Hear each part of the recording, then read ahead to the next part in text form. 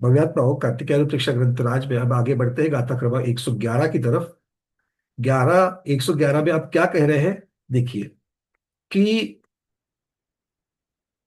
जो निर्जरा होती है, वो निर्जरा के बारे में और विशेष विशेष चीजें बताते जा रहे हैं कि मुनि महाराज किस प्रकार से चिंतन करते ताकि उनकी अपने स्थान की अपेक्षा निर्जरा होती है, विपुल विशेष निर्जरा होती है। जब ध्यान में जाते तो और विशेष निर्जरा होती है। तो अलग अलग निमित्तों से यहाँ पर निर्जरा की बात कह रहे, उसी को आगे बढ़ा है। जो चिंते शरीरम ममत्त जनयम विनस्सरम असुईम दंसननान चरितम सुहजनयम निम्मलम नित्यम। सबसे पहले कह रहे हैं, जो अर्थात जो मुनि शरीरम शरीर को ममत्त जनयम, जनय मतलब उत्पन्न करने वाला, क्या उत्पन्न करने वाला? ममत्व उत्पन्न करने वाला। और विनस्सरम, विनाशक है, अनित्य है। असुईम, अशौच, अशुचि अर्थात अपवित्र है। चिंते ही ऐसा मानता है। कौन? जो मुनि महाराज शरीर को क्या मानते हैं? ममत्व उत्पन्न करने वाला मतलब क्या है? परिग्रह मानते हैं। उसके साथ साथ में विनाशक, अनित्य मानते हैं। उसके साथ साथ में उसे अशुचि अर्थात अपवित्र मानते हैं। ये क्यों मानते हैं? क्योंकि वो अशुचि भावना, अनित्य भावना, इन सब का चिंतन करते, तो वो चिंतन आ रहा है। तो ऐसे मुनि महाराज के और क्या कह के चिंतन कर रहा है? सुह जनयम, सुख को उत्पन्न करने वाला। जनय मतलब जन्म देने वाला, मतलब उत्पन्न करने वाला। सुख को उत्पन्न करने वाले। निम्मलम निर्मल, नित्यम नित्य। क्या है? सुख उत्पन्न करने वाला, निर्मल और नित्य। ऐसा क्या हो सकता है? दंसन नान चरितम, अर्थात दर्शन ज्ञान चरित्र अर्थात रत्नत्रय रूपी आत्मा, उसका जो चिंते जो चिंतन करते हैं, तब उनकी बहुत निर्जरा होती है। जो बहुत निर्जरा का प्रकरण है उसमें और कारण जोड़ रहे हैं। तो दो प्रकार की वहां पर अभी चिंतन कर रहे हैं। एक, शरीर को अनित्य, अशुचि, अपवित्र और परिग्रह मानते हुए, ममत्व का कारण मानते हुए, और उसके साथ साथ में रत्नत्रय स्वरूप आत्मा को सुख कारक मानते हुए जो जो ध्यान होता है, वहां वहां उस मुनिराज के विशेष रूप से निर्जरा होती है। तो हम निर्मल किसे मान रहे हैं? हम और आप निर्मल किसको मान रहे हैं? नहा करके आ गए बढ़िया से बढ़िया, ऐसा सुवासिक साबुन लगा दिया, बालों में शैम्पू कर करके आ गए, और फिर पूछते हैं देखो कितनी खुशबू आ रही है। तो हमने निर्मल किसको माना? और मुनि महाराज किसको निर्मल मान रहे हैं? देखो, फर्क ये है। समझ में आ गई बातें? वो शरीर को अशुचि मान रहे हैं, हम शरीर को और ममत्व उत्पन्न करने वाला मान करके उसकी घृणा कर, मतलब उससे दूर जा रहे हैं, और हम लोग उसी का श्रृंगार कर रहे हैं। बस ये फर्क है। तो आचार्य भगवत इस प्रकार से कह रहे हैं।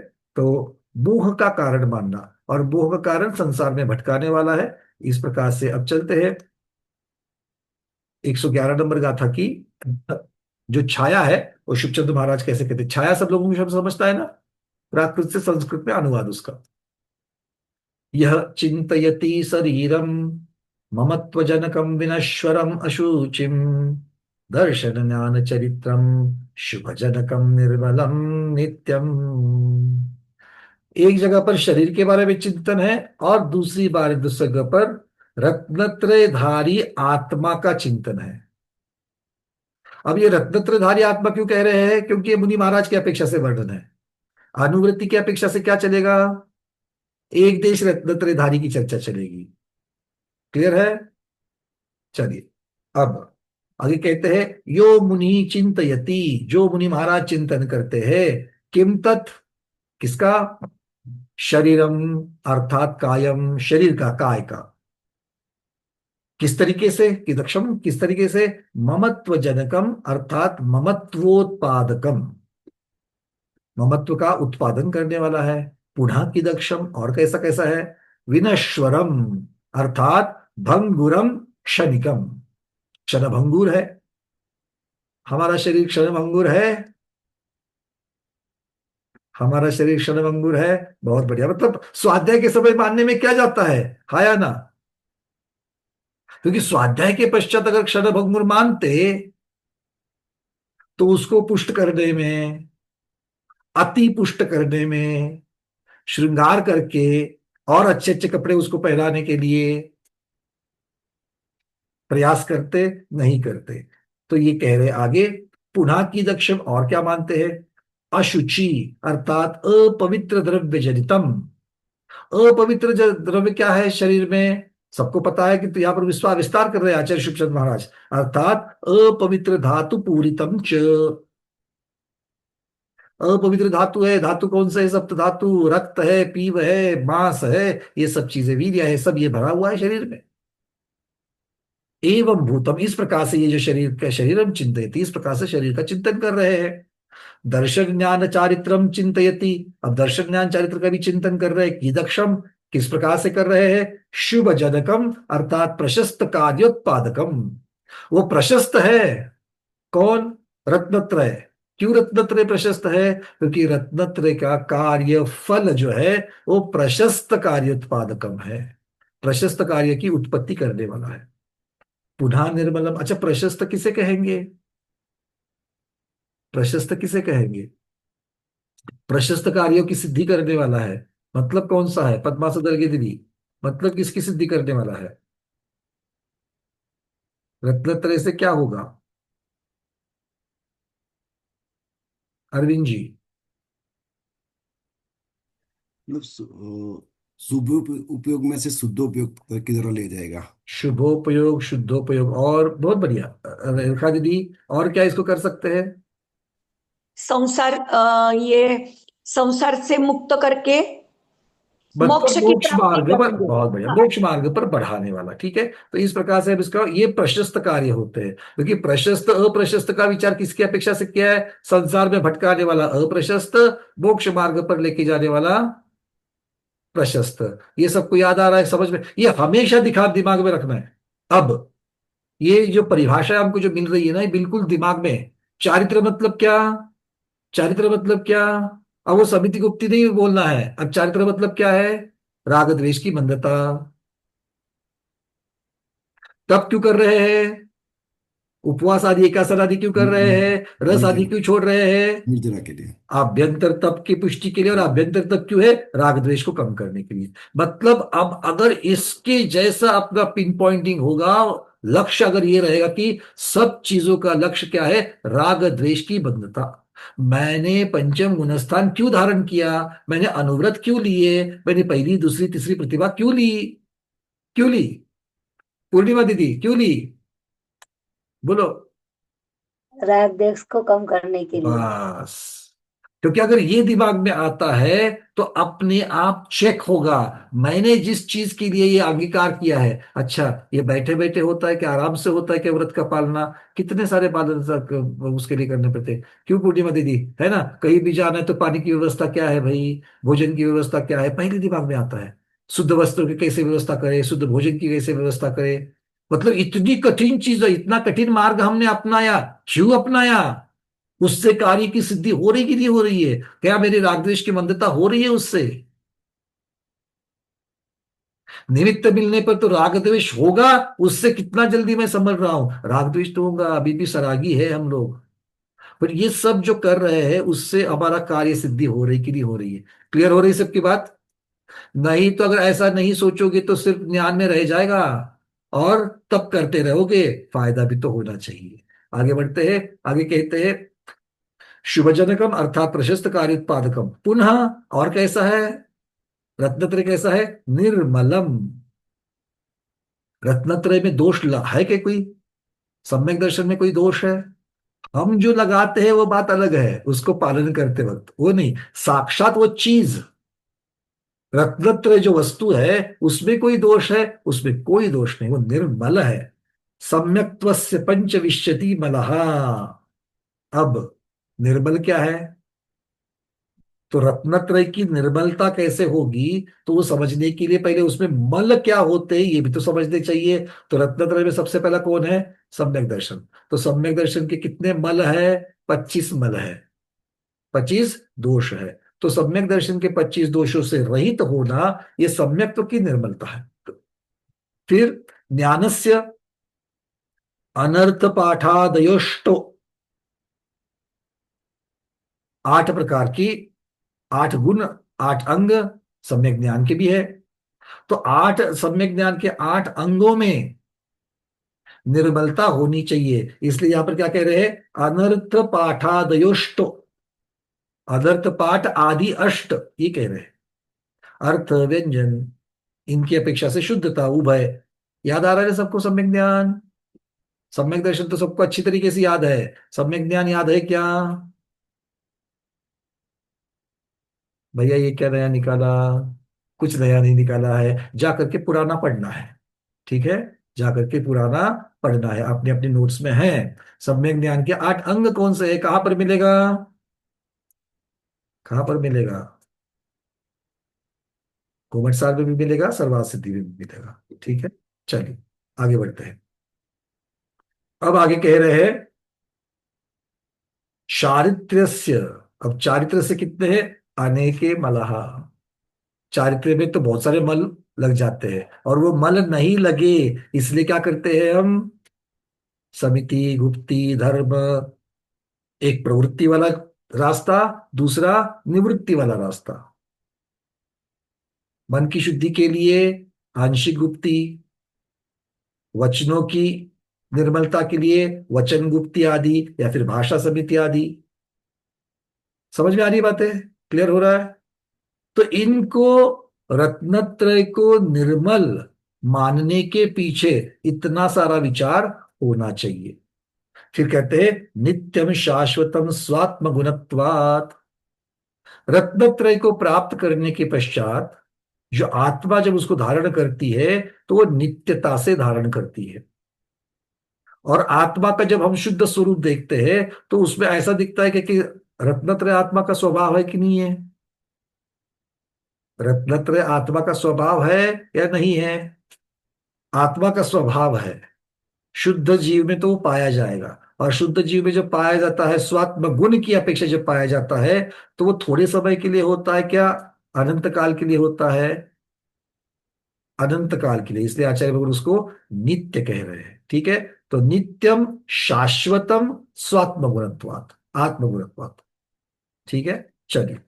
तो यहां पर मुख्यतः से इस गाथा में हमें 2 चीजें पता चली, कि अशुचि वाली बात, परिग्रह वाली बात, ये किसके साथ लगानी है? शरीर के साथ। और निर्मल वाली बात, नित्य वाली बात, और प्रशस्त कार्य की उत्पादक की अपेक्षा से रत्नत्रय, रत्नत्रय स्वरूप आत्मा, इसका हमको करना है। ठीक है, तो हमारे लिए ग्रहण करने योग्य कौन है? रत्नत्रयधारी आत्मा। और छोड़ने योग्य कौन है? अशुचि शरीर। ठीक है ना? उल्टा तो नहीं करोगे? अब जब आयु पूर्ण होगी, तो साथ में शरीर को लेके जाओगे और आत्मा को यही छोड़ेगे? नहीं चलेगा ना? हाँ, नहीं चलेगा। चलिए, ऐसा क्यों नहीं चलेगा?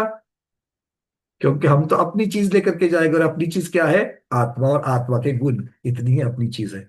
गाथा क्रमांक 112 चलते हैं। अब वो कह रहे हैं जो मिथ्यात्वादी जो दोष है, जो मिथ्यात्वादी दोष है, वो जब दोष है तो उसको क्यों रखना? उसको तो नष्ट ही हो जाना चाहिए, इस प्रकार की भावना कर रहे मुनि महाराज। क्या कह रहे देखो, अपाणम जो निंदई गुणवंताणम करेदि बहुमाणम मन इंद्रियान विजयी स सर्व परायणो हो। क्या कह रहे हैं? जो जो साधु, साधु की अपेक्षा से वर्णन मुख्यता से, जो साधु अपाणम निंदई। अपानम मतलब कौन है? अप्पा कौन है? अप्पा हम है। निंदई, अपने किए हुए की निंदा करता है। हमने ऐसा क्या करा है, उसकी निंदा करनी चाहिए। अच्छे की निंदा करेंगे क्या? नहीं। बुरे की निंदा करनी चाहिए कि नहीं करनी चाहिए? तो बुरा किया है कि नहीं किया है? बहुत किया है।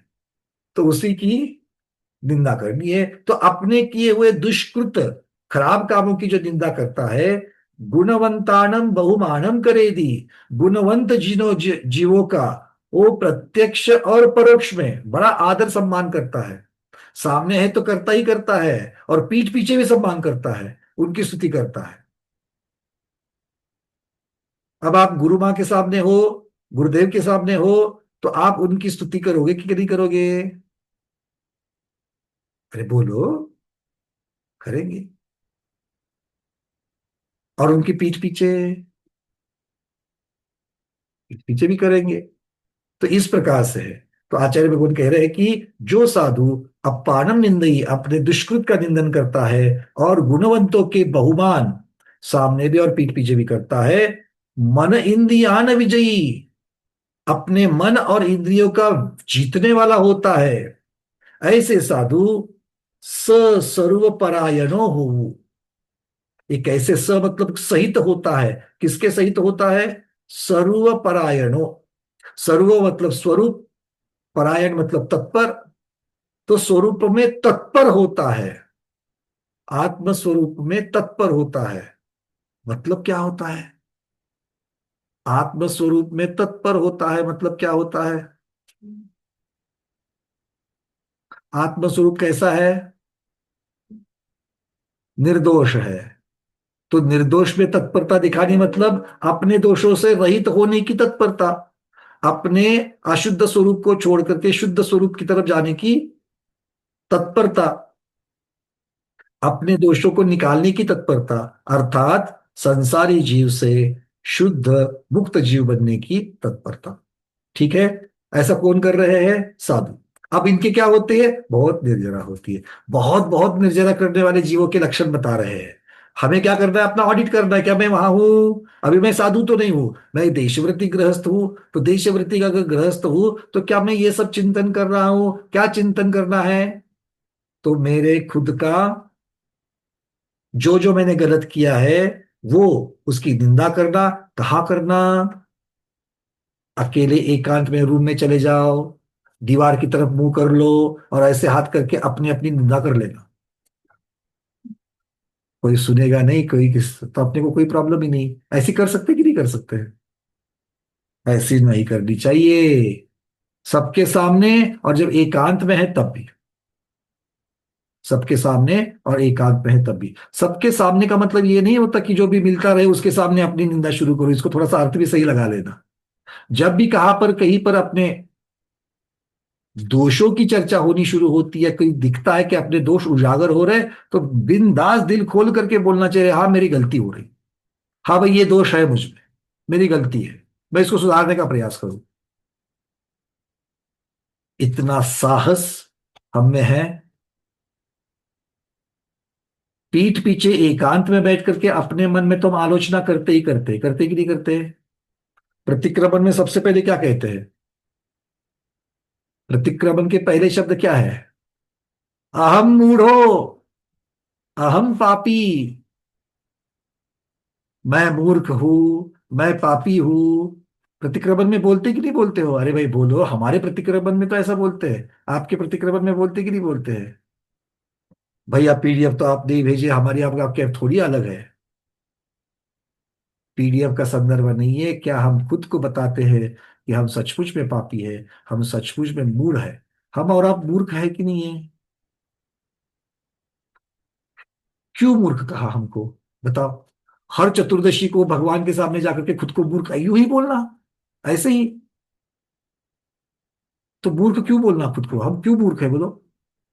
चलो पापी की तो बात समझ में आ गई। हम लोग झूठ बोलते हैं, हम लोग मायाचारी करते हैं, है कि नहीं है? आरंभ वगैरह करते हैं, तो हम लोग तो पापी है। हम मूर्ख क्यों है? बोलिए अरविंद जी। न भैया जी, हमको ये मनुष्य अमूल्य भोग मिला है, फिर भी हम विरक्ति की ओर या वासना की ओर आगे नहीं बढ़ रहे हैं, तो वो मूर्खता ही हमारी, मतलब ये क्या जीवन बात जैसे। है, मतलब मनुष्य भाव मिला है तो उसकी सार्थकता में हम नहीं लगे हैं, ये हमारी मूर्खता है। बहुत बढ़िया। और कहा गए ऋतु दीदी, आप और क्या कहने वाले हैं आप? बोलिए। यही बात है, ठीक है। और किसी के बाद नई चीज है? सुभाष मेरा दीदी, नई चीज बताओ। हाँ हाँ मैं दुख अपराधी, रस जीवन राशि विराधी। ये तो दीदी बोलते हैं हम लोग, आप लोग मैं मूर्ख है क्या? हम जानते हैं कि यह जो आत्मा है वो सही है और हम्म, शरीर यह भिन्न है, फिर भी हम शरीर को अपना मानते हैं बहुत और बढ़िया, मूर्खता करते हैं। बहुत बढ़िया। मतलब क्या हो गया? सब इसका सबका सार, जितने लोगों ने हाथ ऊपर किए थे, बहुत अच्छे स्वाध्याय है कि सबका निचोड़ यही निकलेगा कि हम सब जानते तो है किंतु करते नहीं हैं। राग द्वेष को बंद करना चाहिए कि नहीं चाहिए? सब लोग हाँ बोलेंगे, पर हो रहे हैं क्या? अनुव्रतों को धारण करना चाहिए कि नहीं करना चाहिए? आगे का प्रश्न मैं नहीं पूछूंगा, आप अपना पूछ लो। अब जिन्होंने धारण किए वो अपना अगला वाला पड़ाव देख लेना। समझ में आ रही है बातें? मतलब हम लोग सब जानते हैं किंतु नहीं कर रहे। मूर्ख का लक्षण यही है। मूर्ख को मालूम है कि गड्ढे में नहीं गिरना है, सामने गड्ढा है, गड्ढे में नहीं गिरना है, मूर्ख को मालूम होता है कि नहीं, फिर भी जाकर के गिरता है, उसको मूर्ख कहते हैं। अगर अज्ञानी और मूर्ख का फर्क समझ लो, अज्ञानी और मूर्ख का समझ लो। अज्ञानी को पता ही नहीं है, पता ही नहीं तो जाकर के गिर जाएगा तो उसके ऊपर करुणा आएगी। अरे बेचारे को मालूम ही नहीं था, जाकर खड्डे गिर गिर गया। और मूर्ख, उसको मालूम है फिर भी गिर रहा है, वो मूर्ख है। अब बताओ हम अज्ञानी है कि मूर्ख है? अब बताओ, अब हम अज्ञानी है कि मूर्ख है ना? हाँ, इतना अच्छा अच्छा स्वाध्याय कर रहे हैं, फिर भी इसीलिए कहा है अहम पापी अहम मूढ़ो। और फिर आगे जो सारा वर्णन आता है वो सिद्ध करता है कि हम पापी क्यों है, हम मूर्ख क्यों है। प्रतिक्रमण करने बैठो ना, और प्रतिक्रमण कोई भी प्राकृत करो, संस्कृत करो, हिंदी करो, मराठी करो, कन्नड़ करो, जो चाहिए करो। और मैं तो कहता हूं बदल बदल करके करो। क्लियर है? समझ में आ रही बात है? बस यही बात है। आचार्य भगवान कहते हैं जो अपने मूर्खता की, जो अपनी निंदा करता है, दुष्कृत की निंदा करता है और गुणवंतों का बहुमान करता है। अब हम लोग तो ये बात तो जरूर अच्छी स्वाध्याय में मैंने देखी है कि गुणवंतों के बारे में हम अच्छा सामने भी बोलते हैं और पीछे भी बोलते हैं। ये अच्छी, मतलब ये एक इंप्रूवमेंट हम लोग खुद में देखते हैं, किंतु अभी भी थोड़ा सा जो अपने किए की जो निंदा है वो चार लोगों में करने के लिए धाड़स नहीं हो रहा, साहस नहीं हो रहा, क्योंकि अहंकार मान कषाय अभी भी मृदु नहीं हो रही है। मान कषाय जो है वो मृदु नहीं हो रही है। ठीक है? तो वो जिस दिन मृदु हो जाएगी, और हमें प्रयास करते रहना चाहिए। चलिए शुभचंद्र महाराज क्या कहते देखते हैं। आगे क्या, अपने स्वरूप में तत्पर, बहुत बड़ी बात कही थी उन्होंने, स्वरूप में तत्पर। तो अपना स्वरूप मूर्ख का है क्या? नहीं है। सयाने का है ना? तो सयाने की चीजें करने के लिए तत्पर होना चाहिए। देख लेते हैं शुभचंद्र महाराज क्या कह रहे हैं 112 नंबर में। आत्मानम यह निंदति गुणवताम करोति बहुमानम मन इंद्रियाणाम विजयी स्वरूप परायणो भवतु। देखो कार्तिकेय प्रेक्षा में नई कुछ भी चीजें नहीं बता रहे हैं, कुछ भी नई चीजें नहीं है, सारी की सारी आप लोगों ने बरसों से जानी है। सिर्फ हमको वो भगवान यहाँ पर आईना दिखा रहे हैं। हमें क्या दिखा रहे हैं? आईना, कि एक बार देख तो लो। क्योंकि स्वाध्याय करते करते करते करते करते हम लोगों को ज्ञान के सिंह आ चुके हैं। आए कि नहीं आए हैं? और जब सिंह आते हैं तो उसका प्रयोग भी होता है। ये किसके है? अहंकार के सिंह है। और ये होता है, ये होता है, ना मत बोलो, ये होता है। सरागी है, वितरागी नहीं हम लोग। किसी को कम किसी को ज्यादा होता है, बस यही तो बात है, हमें इससे बचना है। आगे कहते हैं यह निर्जरा परिणत पुमाण निंदयति। यह निर्जरा परिणत, ये इस प्रकार के निर्जरा के जो परिणाम किसके होते हैं? पुमान, पुरुष के, अर्थात उस पुरुषार्थी के होते हैं जो निंदयति अर्थात निंदा विदधाति। निंदा करता है। अपानम किसकी कर रहा है? अपानम आत्मनम, स्वयं की। कैसे करता है देखो, अहम पापिति कृत्वा आत्मानम निंदयति तीर्थम, स्वयं को पापी मान करके। फिर कहते बहुमानम प्रचुर मान सम्मानम, प्रचुर मात्रा में बहुमान कर रहा है। केशाम किसका करता है? गुणवताम। अब गुणवान कौन है इसकी चर्चा होनी चाहिए, हाँ या ना? किसकी प्रशंसा करनी है? तो गुणवान की करनी है। तो गुणवंत किसे कह दिया? आचार्य भगवत कहते हैं सम्यक्त्व व्रत ज्ञानादि युक्तानाम श्रावकानाम मुनिनाम च। किस किस की करनी है प्रशंसा? रत्नत्रयधारी साधु की और श्रावकों की भी।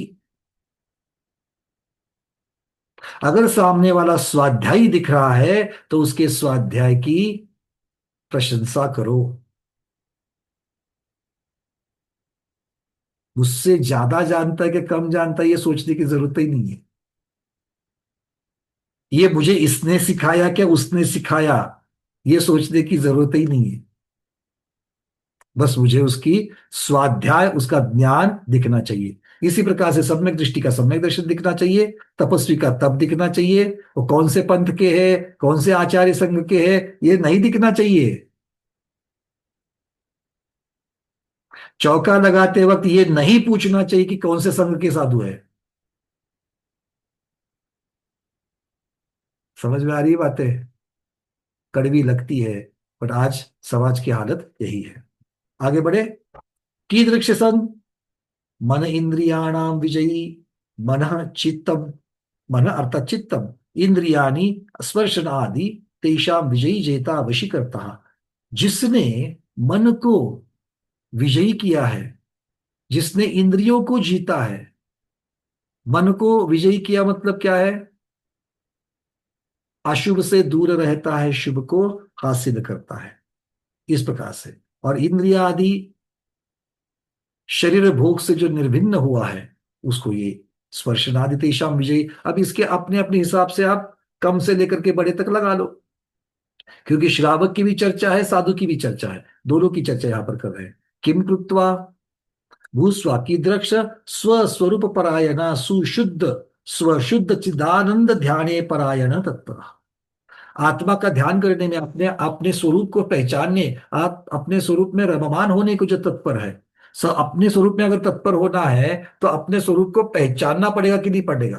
तो अपने स्वरूप को पहचानता भी है और उसमें रममान भी होता है। अर्थात चारित्र क्या है और चारित्र में रममान भी होता है। रत्नत्रय क्या है और रत्नत्रय में रममान। रममान मतलब वो आचरण करता है। क्लियर? अरे हाया ना, समझ में आ रही है? तो हमको करना क्या है? किसकी चर्चा चल रही है? सभी विशेष विशेष रूप से निर्जरा करने वाले की। अब ये सारी की सारी चीजें आप एक एक कैटेगरी में लगाते जाओ। अब देशव्रती श्रावक भी है, जिसको अविरत सम्यक दृष्टि से ज्यादा असंख्यात गुना निर्जरा हो रही है।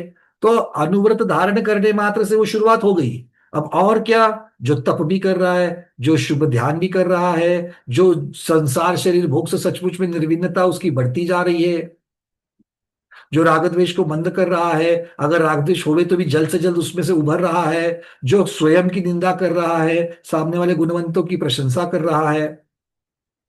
ये सब चीजें जब आते हैं, शरीर को परिग्रह मान रहा है, तो ये चीजें जब हम लोग करते हैं, ये सब भावनाएं भाते हैं, इस प्रकार का आचरण करते हैं, तो हमारी विशेष रूप से क्या होगी?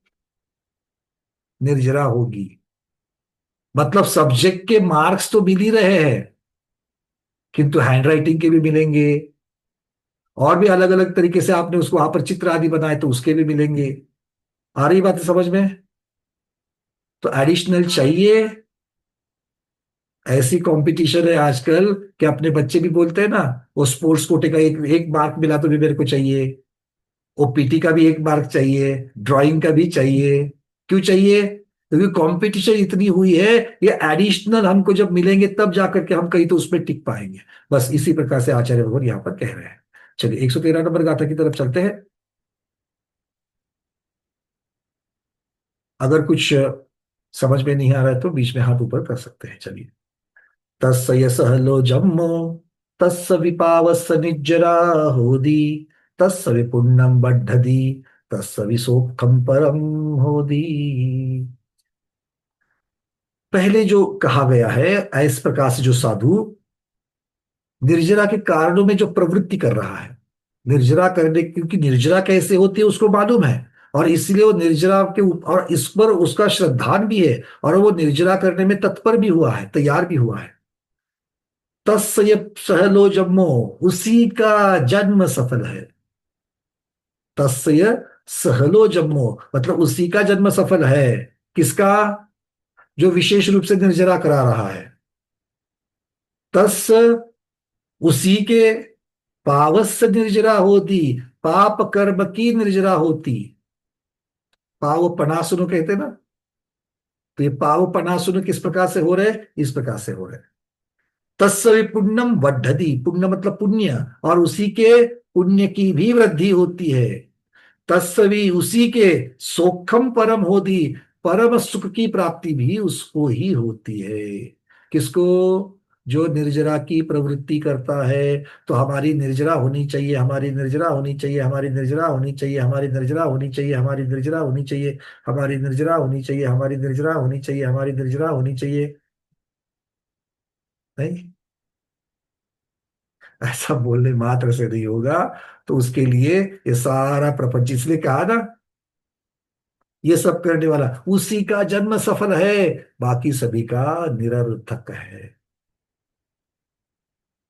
मनुष्य पर्याय की सफलता, सार्थकता उसी में है।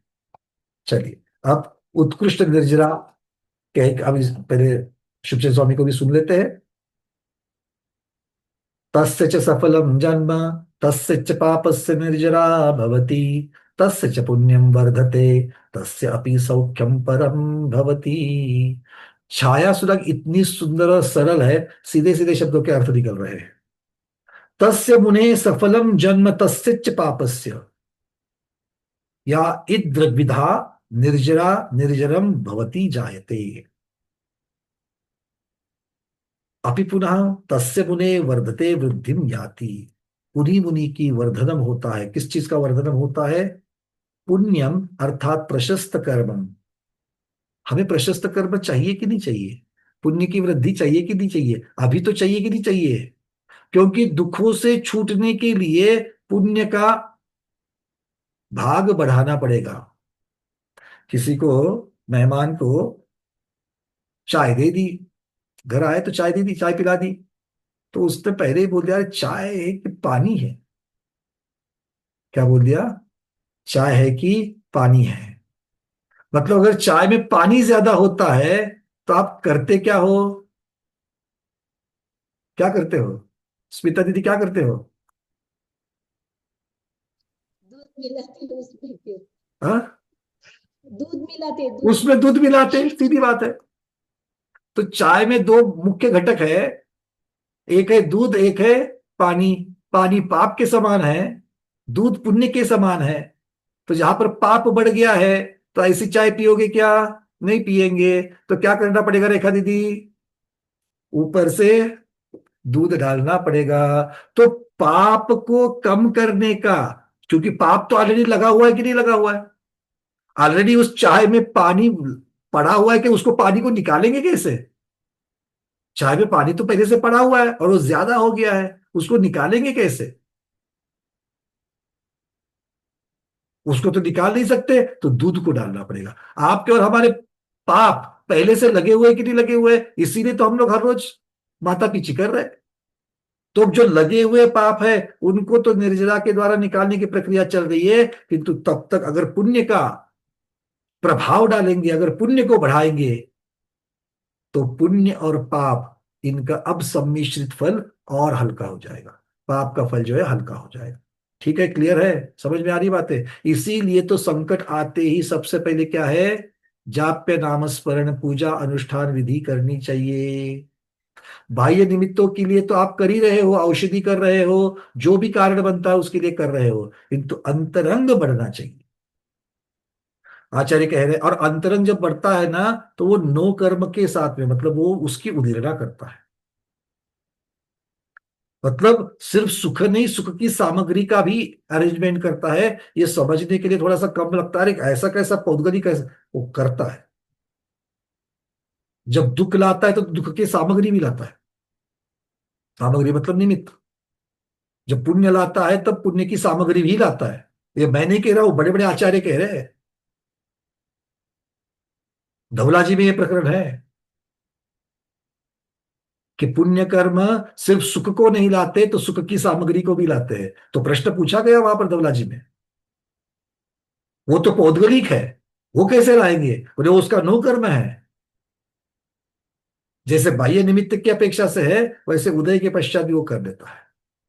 तो इसके आचार्य भगवान यहां पर कह रहे हैं कि पुण्यम प्रशस्त कर्मम च पुनः तस्य मुने भवति जायते, किम तत् परम उत्कृष्टम सौख्यम शर्म मोक्ष सुख।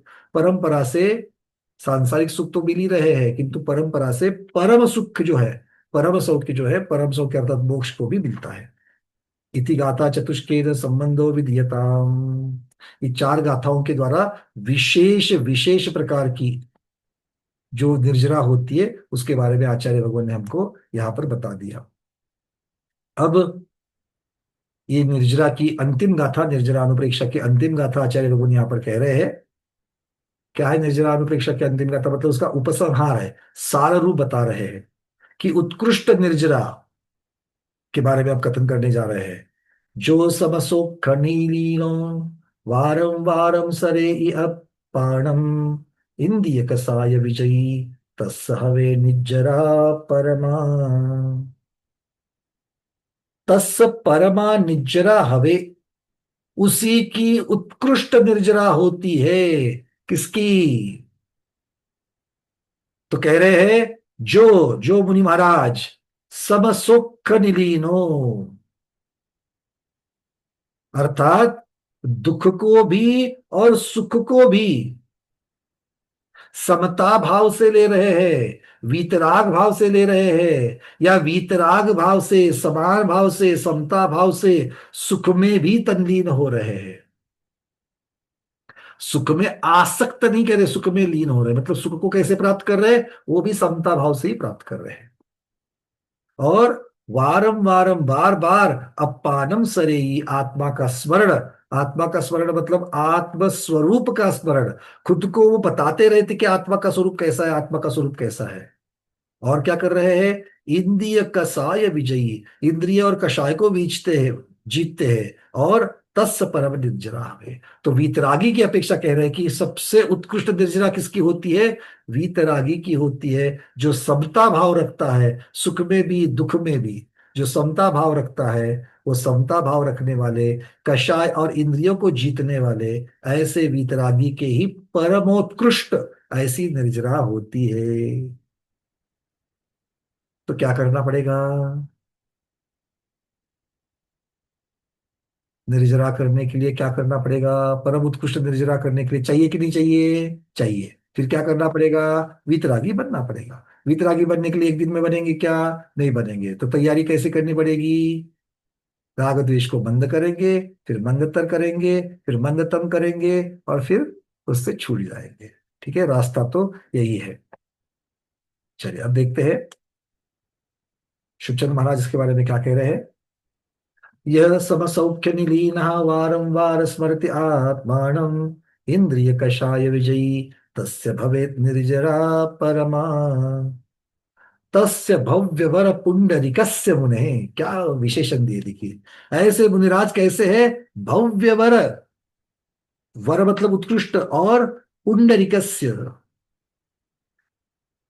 कैसे है? परमा उत्कृष्टा निर्जराम, अर्थात कर्मणाम निर्जरणम गलनम भवेत।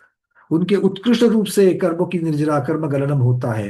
तस्य कस्य, किसकी होती है? यो मुनि, जो मुनि बारंबार, बार बार, पुनः पुनः स्मरति ध्यायति चिंतयति, बार बार ध्यान करता है, चिंतन करता है। किसका? तम आत्मानम, कौन सी आत्मा का? शुद्ध बोध निधानम शुद्ध चिद्रूपम, जो निर्मल है, ऐसी आत्मा का, अर्थात राग द्वेष रहित आत्मा का चिंतन करते हैं मतलब उसके प्राप्ति का उपाय करते हैं। कीदृक्ष सन, किस प्रकार की दृष्टि रखते हुए, सम सौख्य निलीन, अर्थात साम्य सुखे लयम प्राप्त, सुख में भी समता का भाव रखेंगे। दुख में तो समता, भाई चलो समझ में आती है बातें, किंतु सुख में भी समता रखेंगे। पुनः की दृक्षा और क्या, इंद्रिय कषाय विजयी, अर्थात इंद्रियानी स्पर्शन रसन घ्राण चक्षुश्रोत्राणि, कषाया अनंतानुबध्यादि क्रोधमान माया लोभः, पंच विशति, जो 25 प्रकार की कषाय है उनको, और 5 बड़ी इंद्रिया, एक छोटी इंद्रिया, इस प्रकार से 6 इनके विजयी जेता वशी करता, उसको विजयी करते हैं, उसके ऊपर विजय पाते हैं, और अर्थात उसको वशीकृत करते हैं, अर्थात अपनी आज्ञा में रखते हैं।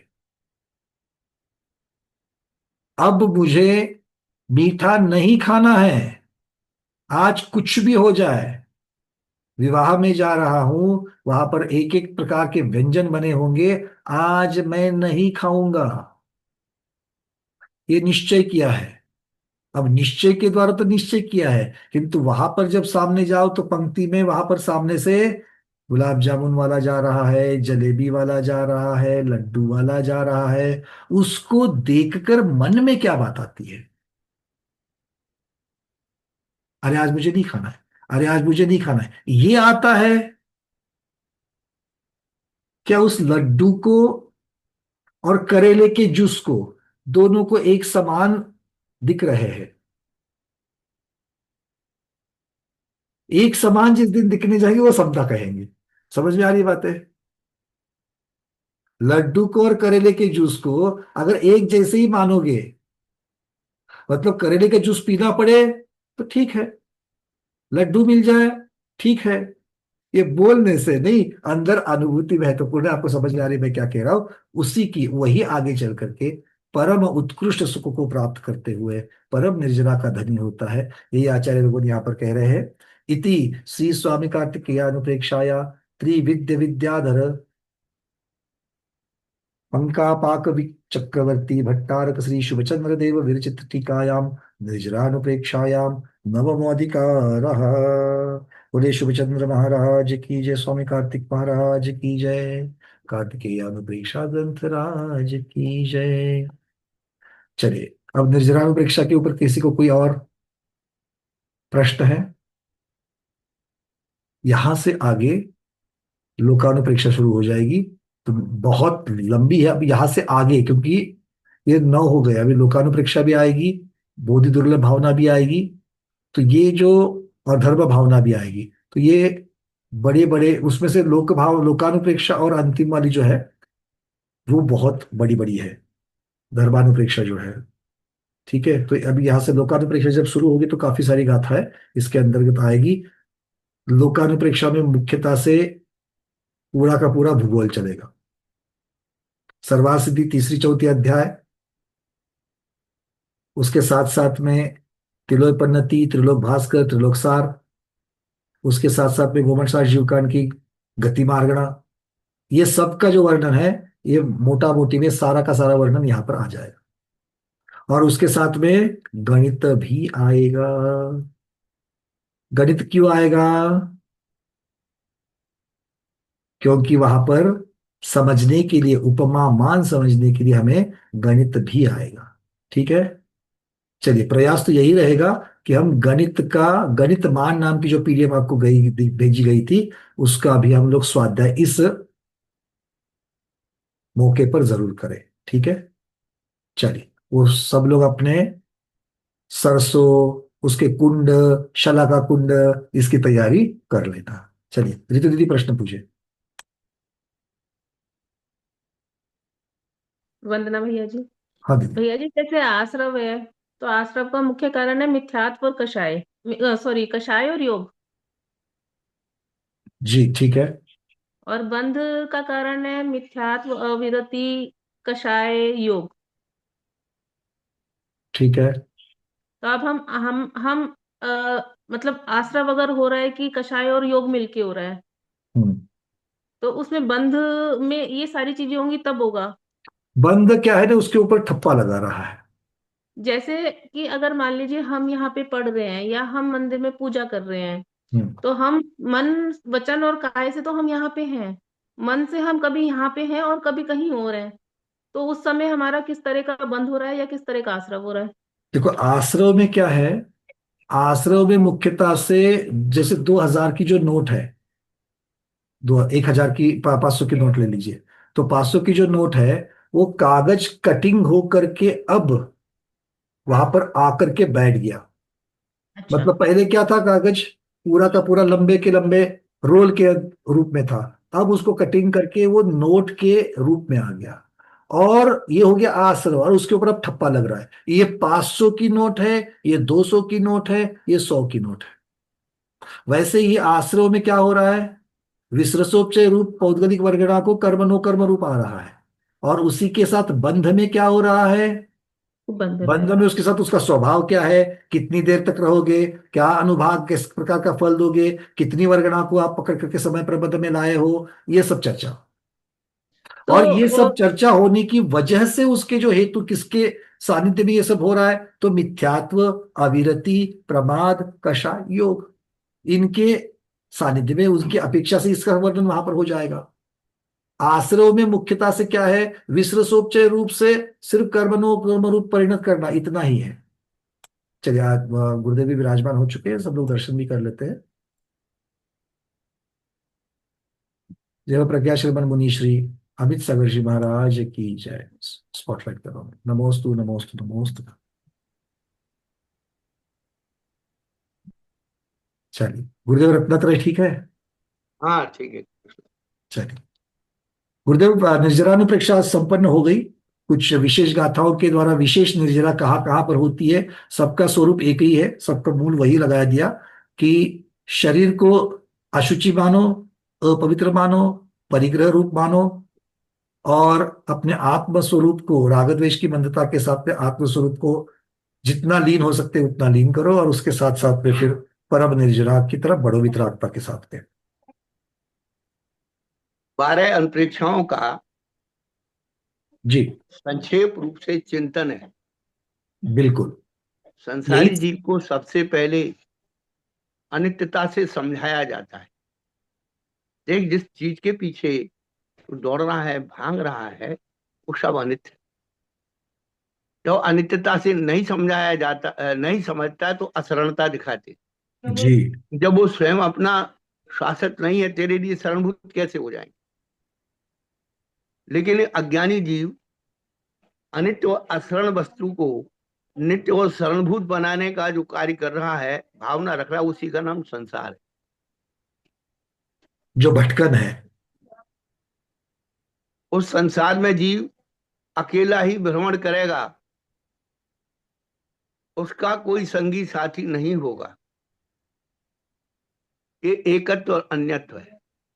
जी जब वह जीव पौधले शरीर को देख करके कहता है कोई साथ नहीं देगा, मेरा शरीर तो साथ देगा। जो कुछ कर रहा है किसके लिए कर रहा है? शरीर के लिए। तो ये शरीर अशुचि है, घिनौना है। जब शरीर पर आ गया तो शरीर के आधारभूत जो है शरीर, वचन और मन, योग आ गया, और इसके माध्यम से ही आश्रव हो रहा है। बस हो रहा है। अब यहां पर आश्रव के बाद बंध नहीं दिया है 12 भावना में। जी संवर संवर की दिया है। चर्चा, संवर की चर्चा है। तो उन्होंने कहा कि तुम पुण्य पाप सबको संवर करो।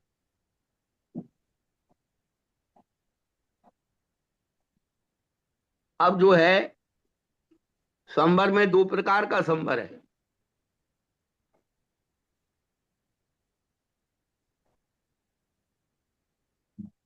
एक पाप को रोकने वाला संवर,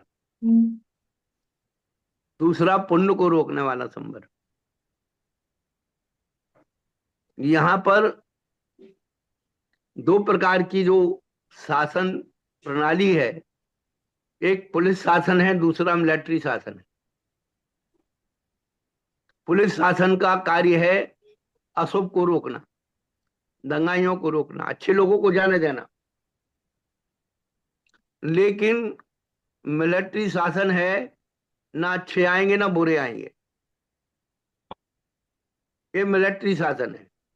तो ये 12 अंतरिक्षा में जो संवर दिया है मिलिट्री शासन का है।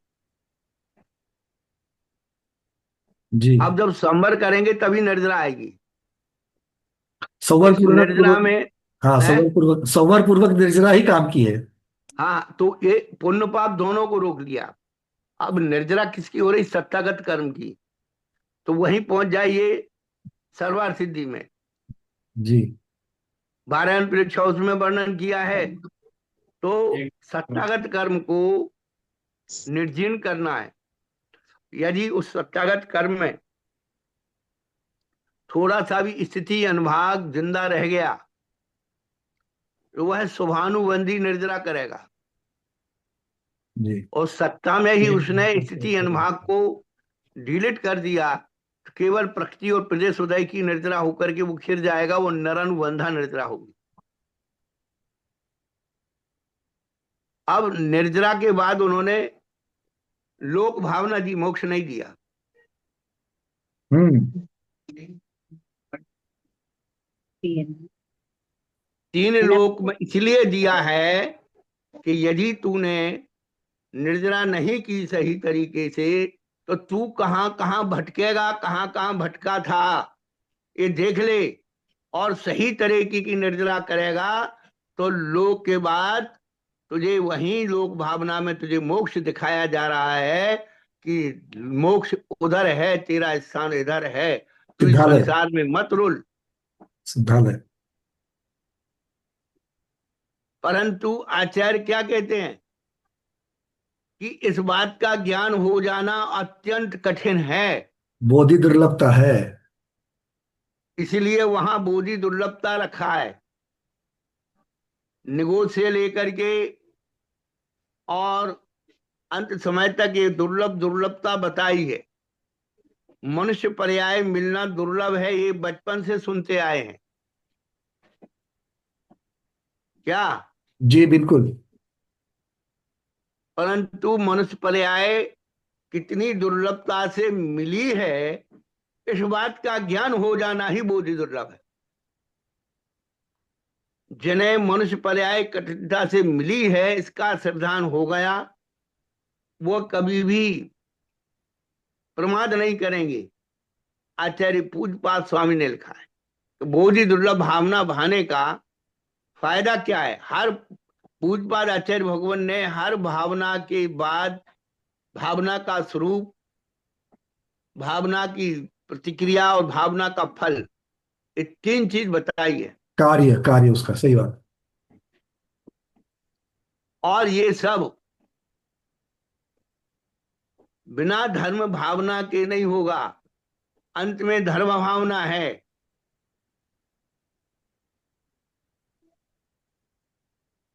जो रत्नत्रय स्वरूप बताती है, रत्नत्रय स्वरूप को अंगीकार बस करने के बस बाद। बस वो धर्म के स्वरूप को तभी उद्घाटित कर पाएगा जब यहाँ शुरू से अंत तक चलेगा। बहुत सुंदर। एक एक भावना कितनी महत्वपूर्ण है, उसका क्रम किस प्रकार से लगा हुआ है, उसके पीछे का चिंतन कैसा है, ये पूरा अंत तक बहुत तरीके से लिखी है। सबके समझ में आ गई बात? बहुत ये सुंदर आज की बहुत रिकॉर्डिंग महत्वपूर्ण हुई। है, 12 भावना का स्वरूप। इस चीज को रिकॉर्डिंग में भी आज तो आ गया है, सब रिकॉर्डिंग चल रही है। जब सुन रहे हो तो बार बार सुनना और एक इसको अपने नोट्स बना करके इसका हर रोज चिंतन भी करना चाहिए। एक एक लाइन का ही महाराज जी ने बहुत सुंदर सुंदर बताया, देखिए क्रम भी बहुत सुंदरता से बताया है। अच्छा, ये विद्यानंद जी महाराज, हिना दीदी क्या हो गया, विद्यानंद महाराज भी जुड़ रहे हैं क्या? हिना दीदी। बहुत धन्यवाद आया निर्मल। क्या तुम भी हो गए क्या? इनको भी अनम्यूट हो कर गया रहा क्या हूँ। लटकने? चलो कोई बात नहीं, चलो होता है। चलो ठीक, आएंगे तो देखेंगे। तुमने लकड़ के पकड़ ली। हाँ हिना दीदी, तुम भी चलो कल्याण कर लो, आ जाओ। विद्यानंद जी महाराज हाँ जुड़ रहे हेलो, थे। जय वंदना भैया जी। वो हाँ। विद्यानंद जी महाराज जी के पास आई हूँ, वो बता रहे थे कि उनसे आपकी लिंक नहीं ज्वाइन कर पा रहे हैं वो अरे क्यों? आईडी नंबर, तो आप उनको ज्वाइन कर सकते हैं क्या? नहीं, यहां से नहीं, उनको मैं फिर से नंबर भेजता हूँ, लिंक भेजता हूँ उनको, लिंक से उनको अच्छा फिर ज्वाइन से। करना पड़ेगा। मैं यहाँ से अभी 2 मिनट में भेज रहा हूँ। बस दीदी, आप तो ज्वाइन हो चुकी है, वही लिंक दे दीजिए हाँ उनको। ठीक। वही लिंक है। हाँ हाँ मैं।